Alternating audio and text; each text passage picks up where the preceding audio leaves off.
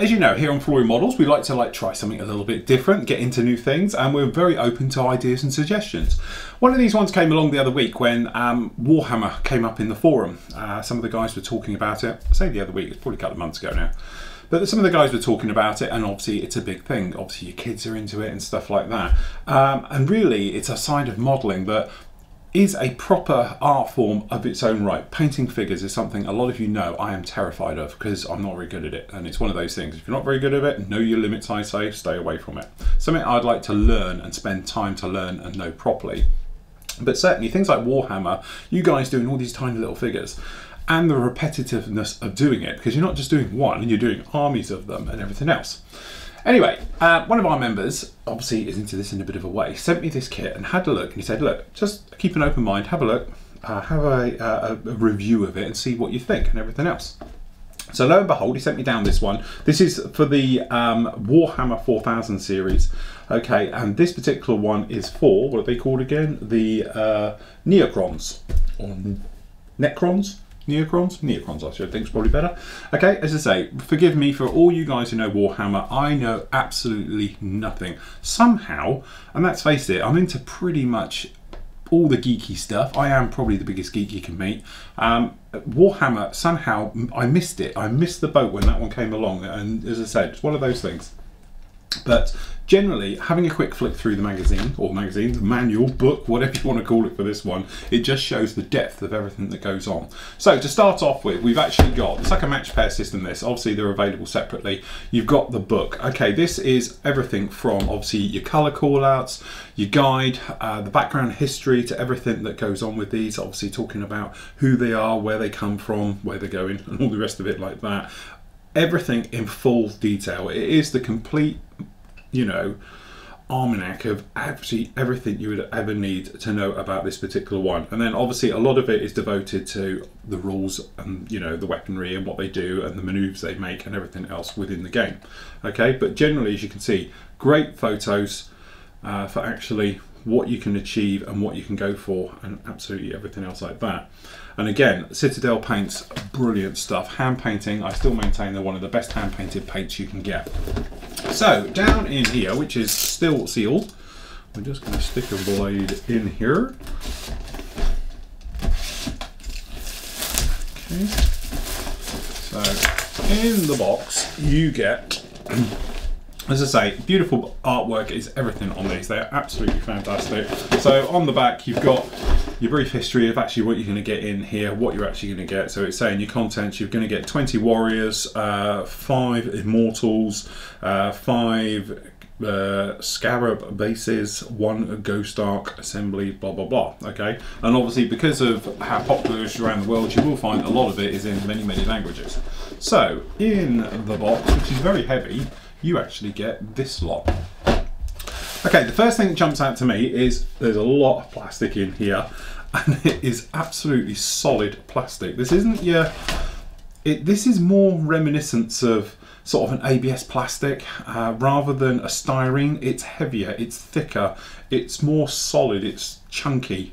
You know, it feels like it's supposed to be played with versus your normal traditional styrene from your model kits and that, which obviously you would then put on a shelf to gather dust forevermore. So no separate bags or anything else like that, it's literally all chucked in. And as I say, knowing nothing about this, so excuse me if I have no idea what I'm talking about, the first thing that jumps out to me is, as I said, it's very solid. The texture actually on each of the parts, which we're going to drop the camera down right for this one, because I think it's well worth pointing a lot of this detail out. As you can see, the actual detail is extremely fine. You've got the chest plates here for them, and you've got their legs. Obviously we're looking at the back with the joints and everything else like that. The first thing you notice is they are little miniature models in their own right. The texture is different in different parts, so obviously we've got like where their thigh is and the ball joints and things like that up to the spine.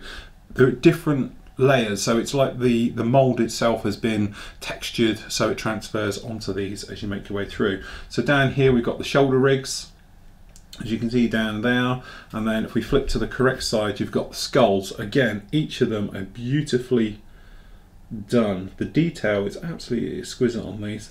And then looking at the fronts, you've got the feet and the nose, the knee joints and the thighs and everything else like that.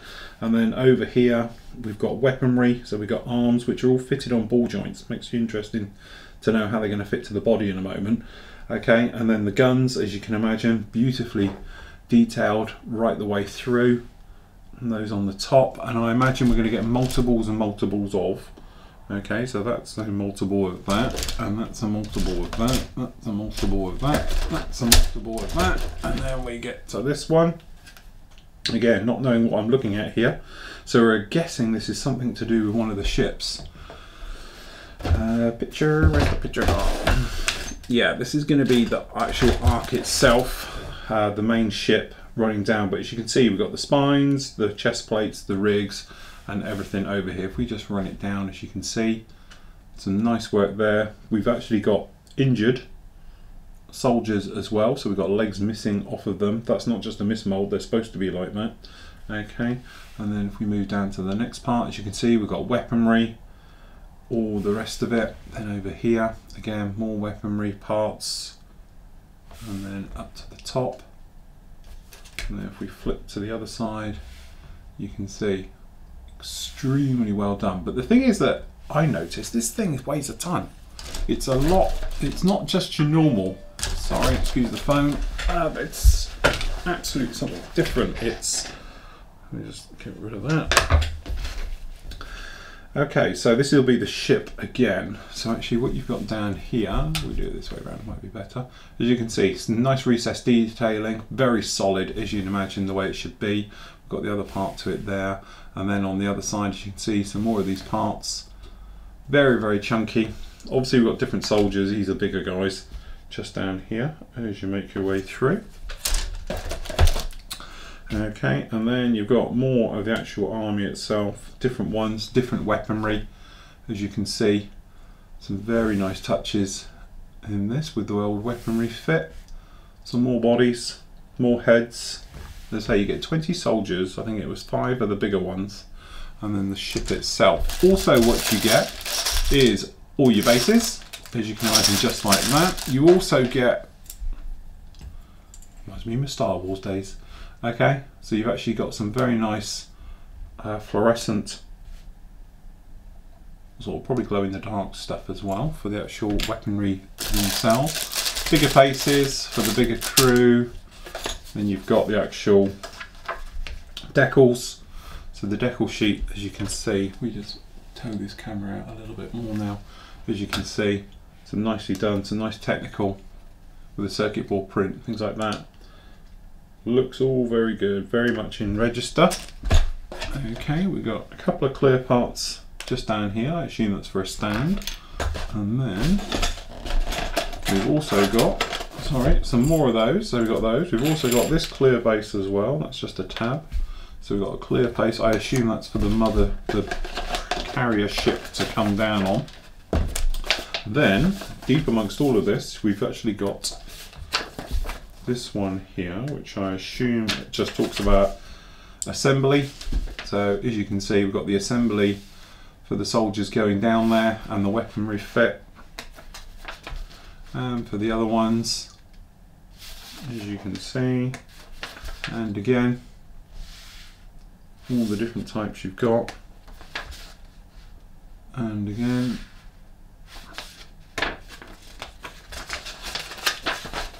and again, multiple choices. Okay, again, artwork exquisite all over these. And then you've got down in here, this is for the actual putting together. We're going to have to move the camera right out for this one. Big instructions. We've actually got here, this is for the actual carrier itself, the mothership so to speak, going together. As we can see, very nicely done. Obviously with the soldiers in, system going on.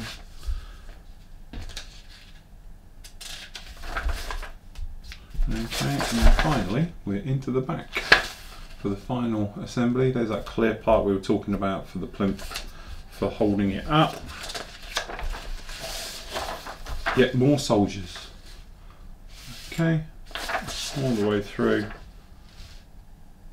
And again, showing fitting of everything going in there down to part 7 before the final assembly on the deck on the back.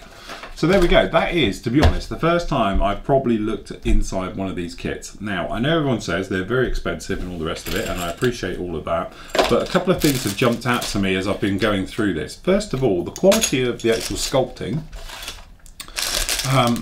is absolutely exquisite. It's very, very nice, very heavily detailed, okay? I imagine painting of these could get a little bit, you know, tedious to go through them all, especially if you were doing more than one set of this, because obviously you've got multiples of, but it's just a case of, you know, working it down in layers. So you're to that point where you're perhaps going to stick all the silver work on first, then you're going to come back and then do the sort of, you know, pick out all the details with different colours and things like that. So I think once you get on a roll, because obviously by the time you've done to one load of them and you come back to the start again, it's probably dry as well. But the plastic as well is extremely tough. This is that real strong ABS toy-like plastic versus what we tend to get with a normal kit, which tends to be quite thin, delicate. When you bend it, it just stresses and goes white. This stuff, I can imagine, you don't stress it, it just goes with the flow.